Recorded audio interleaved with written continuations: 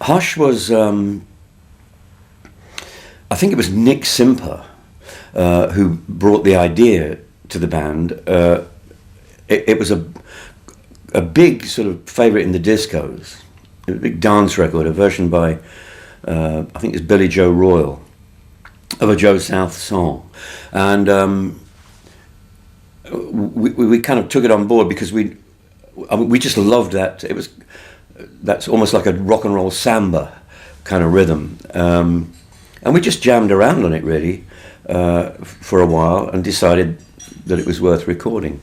Had no major thoughts really as it being a single, but the first record company we had in the States, they picked up on it straight away, and it went out as a single. And what is fascinating about it is that in a time when most singles had to be like 2 minutes 40 seconds, this is quite a bit longer than that, and it has a kind of, I don't know, 45-minute organ solo stuffed right in the middle of it, which was again unusual.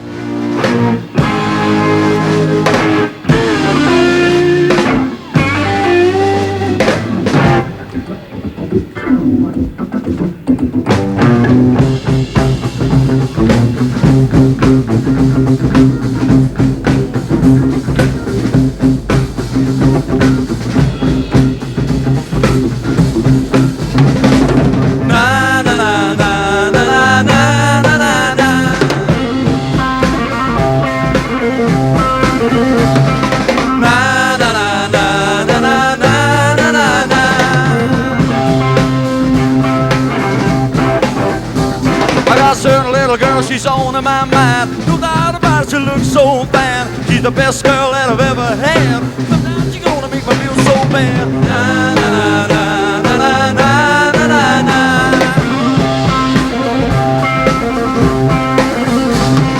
Na na na na na na na na.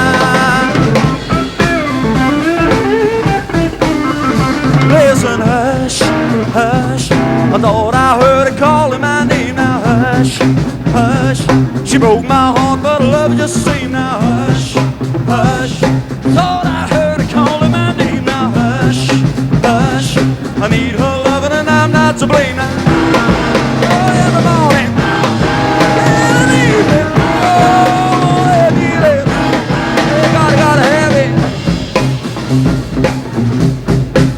Hey, I see you got loving like a quicksand. Only took one touch of her hand. Oh, my mind and I'm in so deep I can't eat y'all, I can't sleep. Na na na na na na na na na.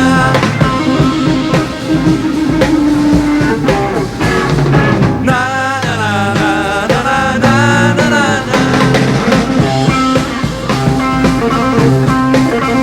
Listen, hush, hush, I thought I heard her calling my name. Now hush, hush, she broke my heart, but I love her just the same. Now hush, hush, thought I heard her calling my name. Now hush, hush, I need her loving and I'm not to blame. Now, oh, in the morning, I'm playing an evening, oh, they need it, they got it.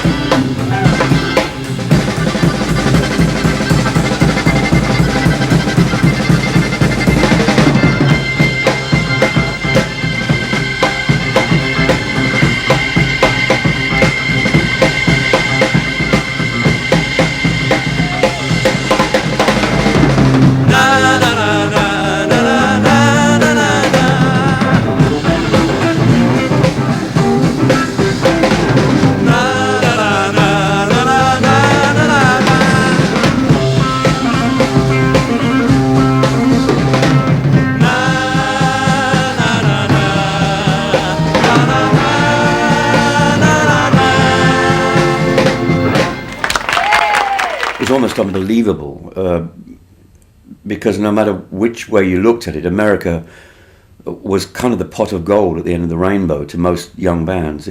Will we get to go to the States was the big question, and sort of suddenly defined at the end of that first few months of being together that we had a top 5 single and an album which had also charted very high, was unbelievable. And to get it, getting off the TWA 707 on a warm California evening in 1968, November, leaving cold, grey, damp London and getting off to, sunshine and palm trees and 5 stretch black Lincoln limousines. As I said at the time, it looked like a mafia funeral.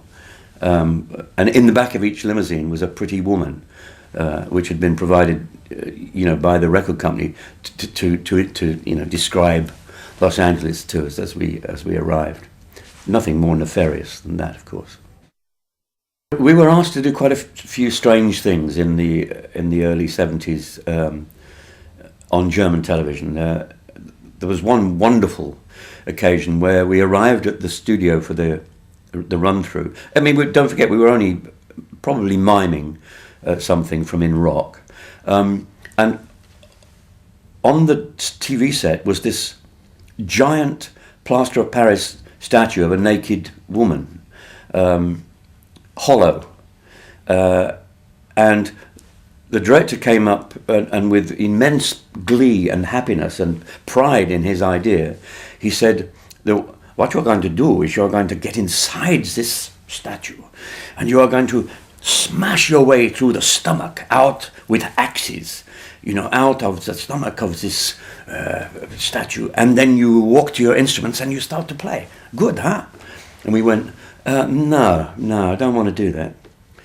And they built this entire statue. So what they did as a compromise was they had stagehands sort of smashing the statue, and we kind of walked rather sheepishly through the resultant hole in the statue and walked to our instruments and started miming. Not one of our greatest moments, but a lovely memory of this. And we were asked to do a lot of odd things. It was sort of TV directors seemed to have lots of very odd psychedelic sort of ideas that they thought this band would jump at, but didn't.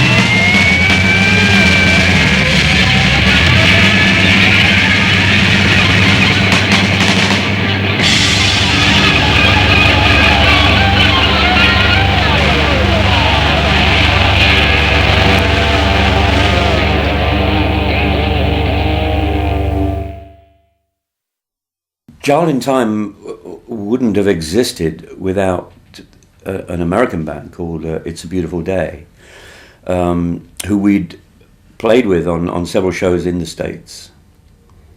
And they had a track called Bombay Calling, which we had rather taken our fancy. It was quite fast, quite, again, sort of San Francisco, coastal rock sort of band. David LaFlamme, I think his name was, played the electric violin. Wonderful band. And we were in the rehearsal studio in Hanwell in West London. This was, I think, just after Ian Gillan joined. And we were just jamming on certain ideas, and Ritchie said, "You remember that track Bombay Calling?" He said, "Perhaps we should cover it." And, we went, "No, it should be original material now." So I just started playing Bombay Calling, but much, much slower. But just the bum bum bum, dum dum dum, like this. And Ritchie said, "It sounds good slow." So I just started improvising a quasi sort of Oriental Eastern melody with my right hand. And the band joined in, and it naturally started to build. And Ian started this eerie sort of cooing noise, which as we built, it went into a sort of a middle level scream, and then went up to this astonishing top A in full voice scream, which was literally spine tingling. I mean, everybody in the rehearsal room, their hairs stood on end. It was just a magical moment. And we stopped, and everybody looked around and went, well, that's kind of good. What can we do with that? So Child in Time was born out of that. And I think that's pretty much how it happened. And Ian, who in those days was very quick at writing words, he slowed down over the years, but that's normal. We all slow down. Fairly quickly had the idea of the words for Child in Time, which took on that kind of Cold War, edgy feeling of the late 60s. More by accident than design, I think. And of course the song became iconic, and we later found out how important that song became behind what we then called the Iron Curtain.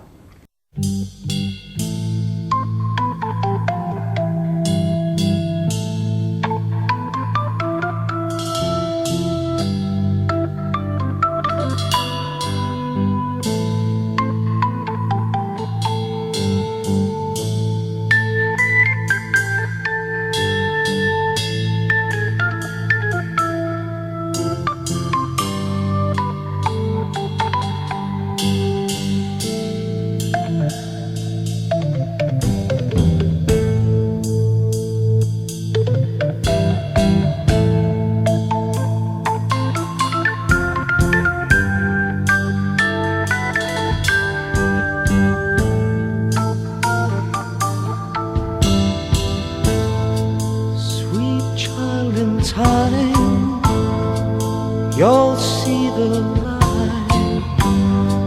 line that's drawn between good and bad. See the blind man shooting at the world, bullets flying, taking toll. If you've been bad, oh Lord, I bet you have, and you've not been hit by a flying lead. You'd better close your eyes,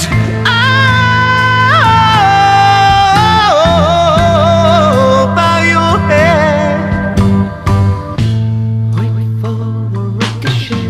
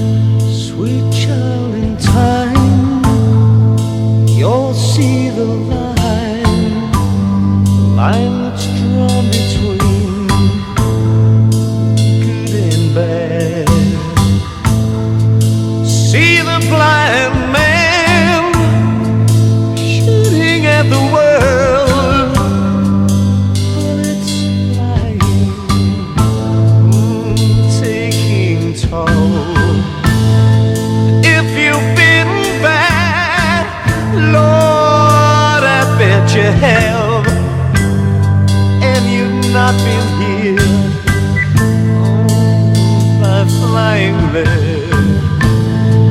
You'd better close your eyes.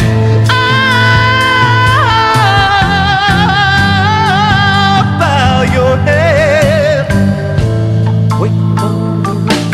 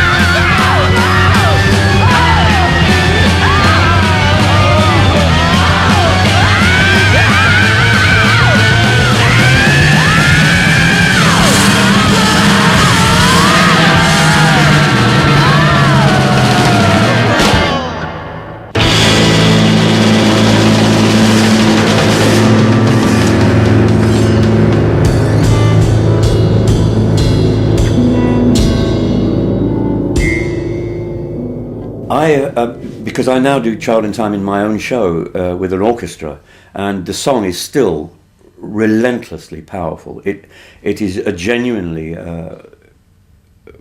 strong, powerful song. It can't fail to be if it's done properly. It has a majesty about it somehow in that long, slow build-up. It's a wonderful song, and I've spoken to many people in the former East who have said, you know, this song was banned, we weren't allowed to have it, but somehow we got hold of it, and yeah, it went on to become greater than the sum of its parts. You know, it actually exceeded its original remit, if you like. Deep Purple in Rock was out, and the record company decided that there wasn't a single on it, which didn't worry us one bit. We were of the opinion that in England singles didn't really matter for a band of our type. Whether we were right or wrong, I don't know, but that's just the stance that we took. Maybe a little self-consciously, you know, maybe a little, no, we don't do singles, man, you know.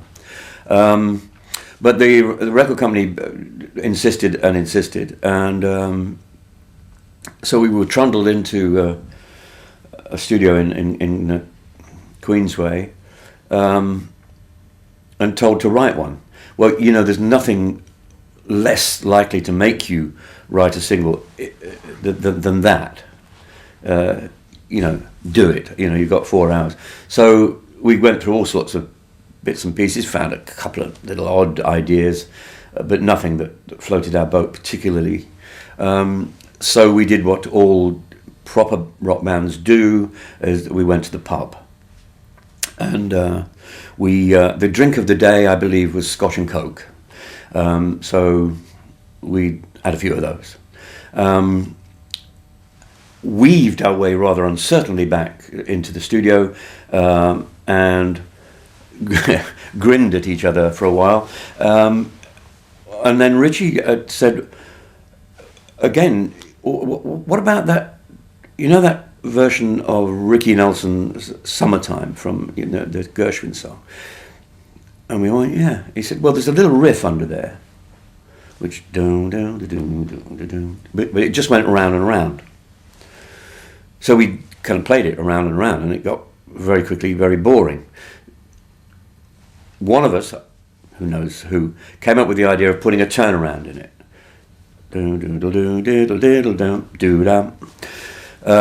Which made it a little less repetitive and boring. And then Ian Paice did one of his magical little things, where one of those drum breaks that he used to come up with in those days. What are you doing there, Ian? I have no idea, it just fits, So that was cool. Suddenly we had a sort of a structure. And we came up with, I don't know, about 3 minutes of this thing, and it was rocking on quite nicely, and Gillan disappeared into a corner and came back with a set of utterly nonsensical lyrics, which, they mean absolutely nothing as far as I can tell. I think at the time, I do remember, in spite of the Scotch and Cokes, him saying, "This don't mean a thing." I think Roger might have thrown in a couple of rhymes. And then we had Black Knight. Spelling is important there. We never knew whether it was N-I-G-H-T or K-N-I-G-H-T. So it's either about a chess piece or a particularly cloudy English winter evening. I'm not quite sure.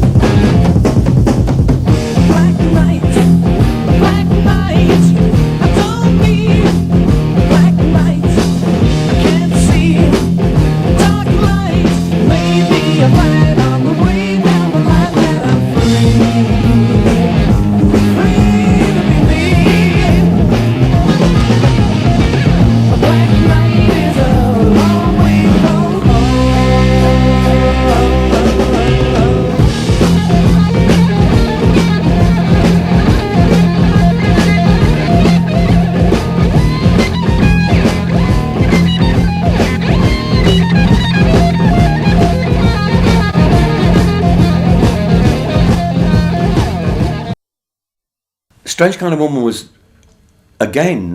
not done as part of the album sessions. I don't think. I seem to remember that the same kind of pressure for a single was put on us, and Strange Kind of Woman was an attempt really to cash in, if you like, on the success of Black Knight, because it uses the same shuffle tempo, and I think it's a very successful song because it was also a big hit, but it produced a really good on-stage song. So did Black Knight, incidentally, still to this day. But most of the Fireball stuff was written on the North Cornwall coast, down at a place called Welcome Bay, in a really spooky old semi-derelict house. We seem to have a penchant for semi-derelict spooky houses. A long way from anywhere. And I think that house actually has recently been back on the market, and in the publicity material for the sale of the house was the fact that it once, I think it said it once was Deep Purple's recording studio, which was rather stretching the truth.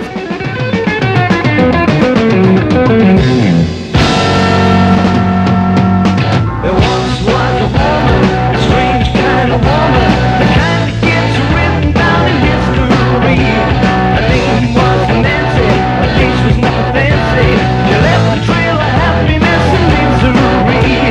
I loved her, everybody loved her. She loved everyone and gave a good return. I tried to take her, I even tried to break her.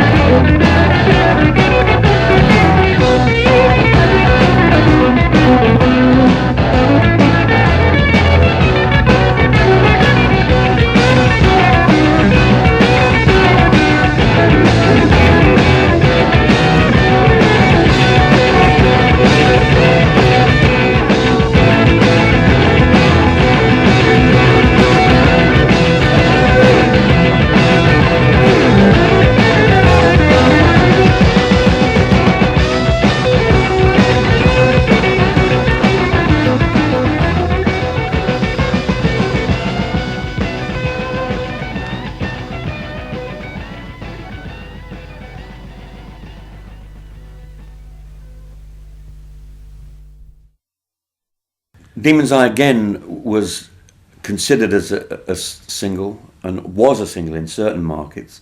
And again, it's a shuffle. We, you know, if it ain't broke, don't fix it.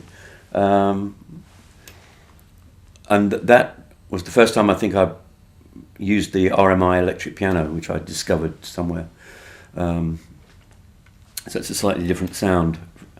But I'm still using, right through this period, the direct injection Hammond organ, not going through Leslie speakers, going direct from the organ amplifier out into a Marshall 200 watt to get that really hard, raw organ sound to compete with Ritchie, and in fact to complement Ritchie. As I've said before, you know, Ritchie occasionally didn't want to play rhythm, although he's very good at it, but occasionally he got bored with it. So somebody had to do that, so that would be me.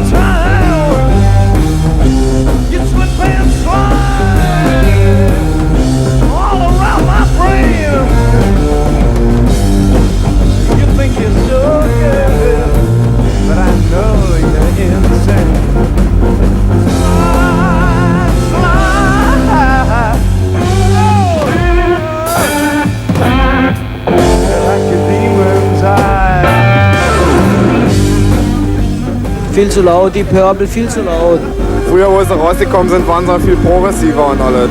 Und jetzt, wo sie die große Geld haben, da scheren sie sich einen Scheißdreck drum um ihre Musik. Da spielen sie bloß mal ihren ganzen Dreck, was ihnen vorgeschrieben wird und so. Nicht mehr ihre eigene Masche, wie Schalt in Time damals auf Deep Purple im Rock oder so. Die Purple Compo finde ich gut und Emergency ist auch gut und Mungo Cherry finde ich nicht so gut. Ich finde, dass die ganze Sache hier recht gelungen ist, da die Auswahl der Band doch dem Arbeitstitel Music Today recht nahe kommt.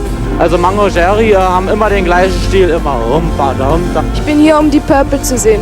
Einzig und allein. Ja, ich fand's scheiße. Ich habe die Purple schon zweimal gesehen und das dritte Mal ist es einfach zu viel, weil sie immer dasselbe spielen. Sie improvisieren nicht so viel wie andere Gruppen. Ja, die Purple war eigentlich am besten. Ich fand die Emergency ganz gut.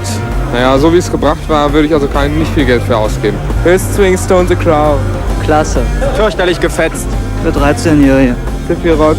Sehr nette Leute.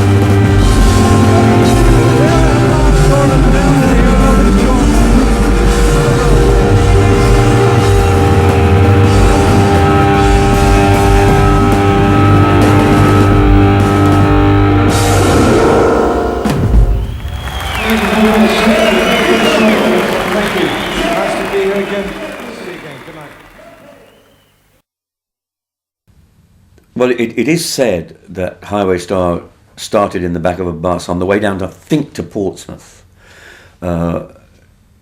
with, again, the decision that we didn't have the right opening number, or we needed another opening number, because I think Speed King usually opened our set until then, and that we decided it should be sort of Fast and Furious, and so Ritchie got his acoustic out and sat in the back of the bus, and he came up with this dung dung dung dung dung dung dung, you know, and we thought, yeah, that'll be cool.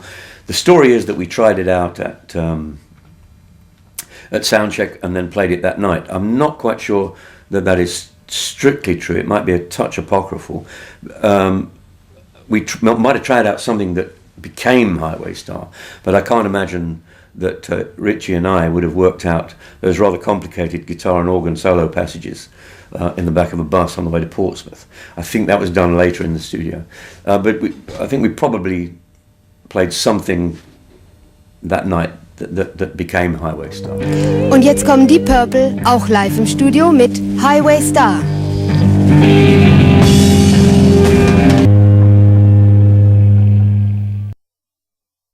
The great thing about Machine Head, what we did was pretty much everything we recorded had been worked on before, except, strangely enough, Smoke on the Water.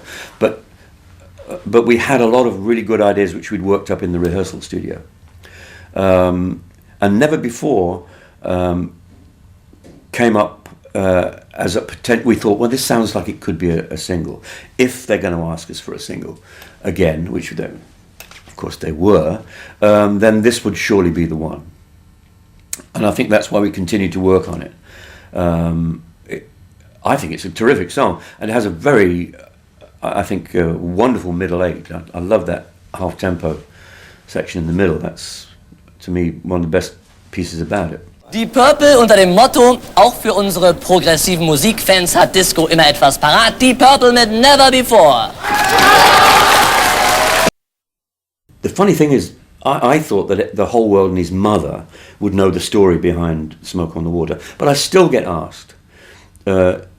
Journalists, people at stage doors, people I meet in the street, when I'm, what is the story behind Smoke on the Water? Was it a mountain burnt down? I mean, what? And you kind of, so you have to tell the story again.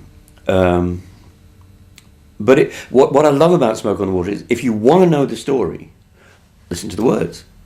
It's a story song. There aren't many, narrative story songs in the rock and roll genre, and this is a fine example. And so I would say again, if you want to know what it's all about, just listen to the words. Just about a couple of years ago now, we were in Montreux in Switzerland recording the Machine Head album.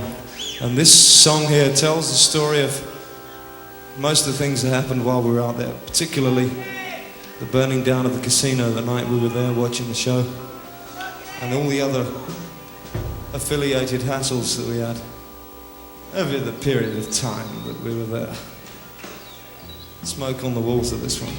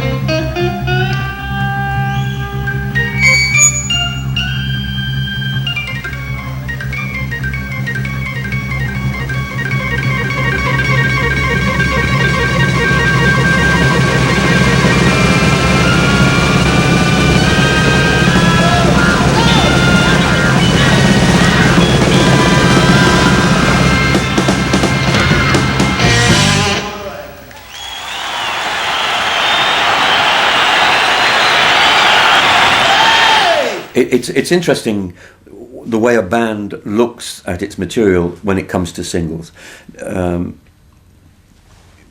because we weren't really it goes without saying, we weren't really a singles band. It wasn't the kind of thing that we felt comfortable sort of putting the material into single form. It didn't come easy to us, but we were writing well by that time, and I honestly thought that we'd written a great single in Never Before. In fact, to the point that when we sent it across to Warner Brothers in the States, we sent it with the indication that Never Before would be the single. Came back the comment, "You must be joking. The hit is Smoke on the Water," to which we said, "You must be joking, the hit is Never Before." We honestly didn't think that Smoke on the Water was hit material. How wrong can you be? I think that one of the great Purple classics is on Who Do We Think We Are? That is A Woman from Tokyo. It's a terrifically well-made song.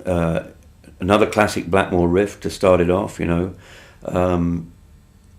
I love the way it departs from what was probably Ritchie's original intention with the song. I think he saw it as a more of a bluesy thing, whereas where we actually took it was more into that, especially with that delightful middle passage, which works really well, and a piano solo of which I'm not particularly proud. It's not the greatest piano solo I ever played in my life, but it's all right.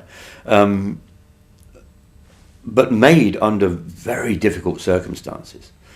We were in a villa just outside Rome, which had been chosen for us to record in because it had a wonderful room to record. What they hadn't done was measured the size of an archway through which the mobile unit would have had to have gone to make it nice and easy. The mobile unit wouldn't fit under the archway, so cables had to be bought in specially, special long cables. And the walk from recording to listening was, several hundred meters. It was a bit of a lash up, but it was warm and there was a swimming pool.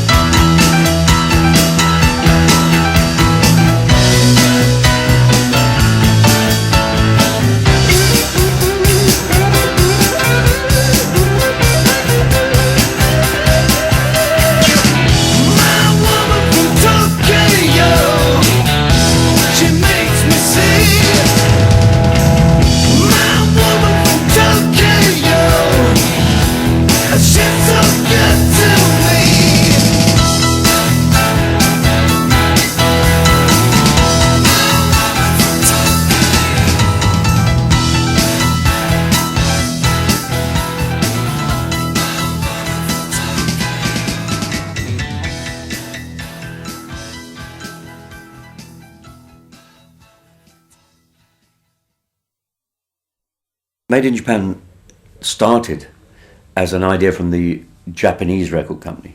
They said, we want a live album, Japan only. And we hated the thought of live albums, strangely, for a band that was so good live. Just thought, yeah, maybe not such a... So we said only if it comes out in Japan, right? Thus the title. You know, I mean, and Made in Japan also as a title was a joke, because in England in the 60s, 50s, 60s and 70s, if something was said to be made in Japan, it was almost like it was like second rate, you know, how those tables were turned. But, you know, so to us it was like, oh yeah, it's just made in Japan. And it would only ever come out in Japan. We eventually heard it and realised that we had something rather wonderful. A band on fire, I would say. A band absolutely at the top of its game. That's why I love that album. It's a beautiful snapshot of the band in all its glory, playing live, firing off each other, listening to each other, working it out live on stage, on the night, playing to at the top of its game.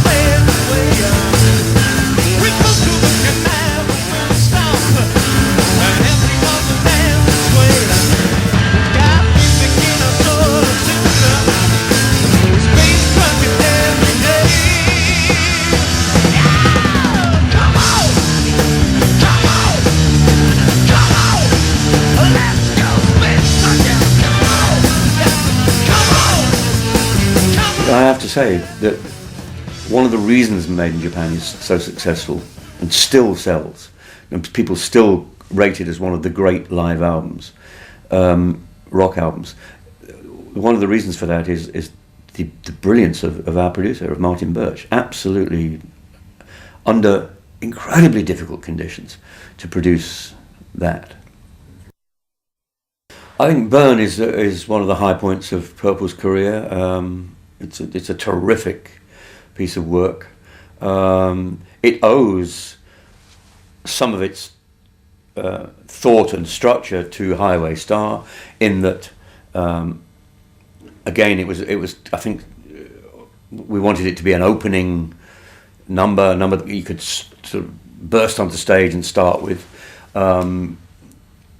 It has structured organ solos and guitar solo, much in the style of Highway Star, structured around a Bach-like sequence, pre-written by Ritchie and me for our own bits. You know, so it has similarities with Highway Star, but I mean, what a beaut! The lyric content, I mean, I could sort of do without, but you know. I preferred the lyric content of Highway Star.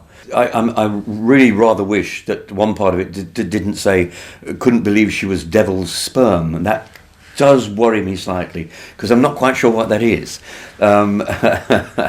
but you can't take away the brilliance of the song, the track as it stands. It's a great piece of work.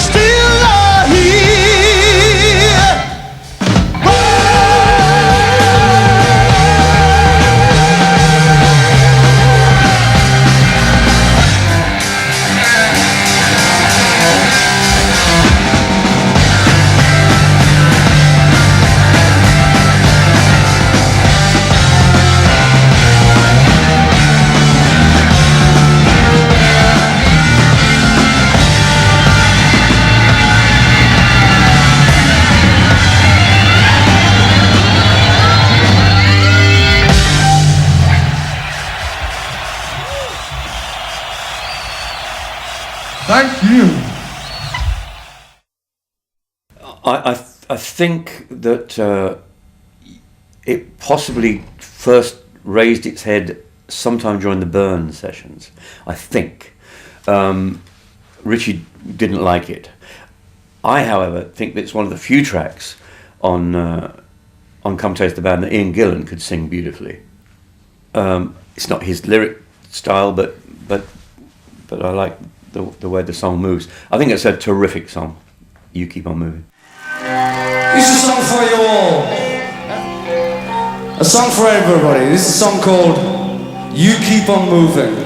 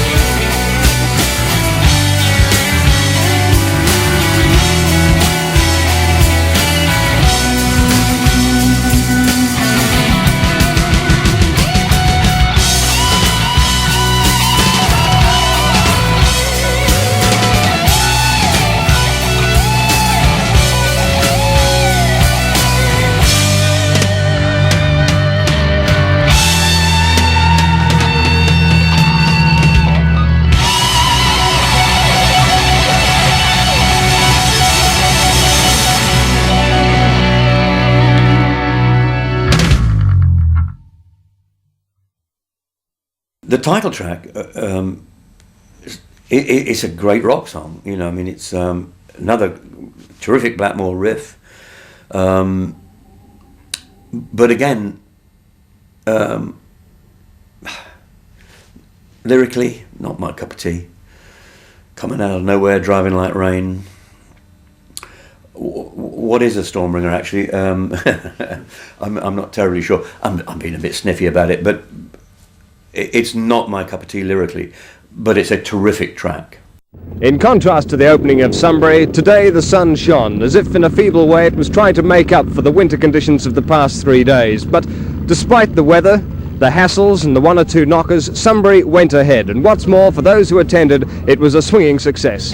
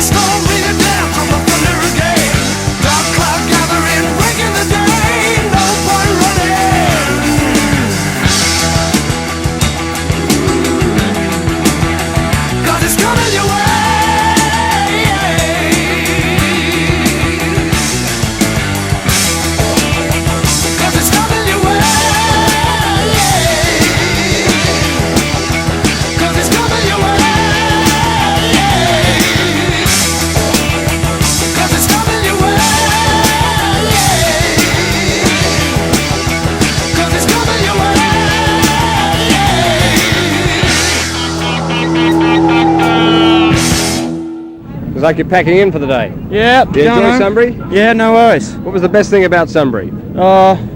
6. What was the best thing about Sunbury? The beer, the mud, the beer. Oh, no, that was I say the beer. No, the mud. Did you get danger money? The mud, it was, definitely made it.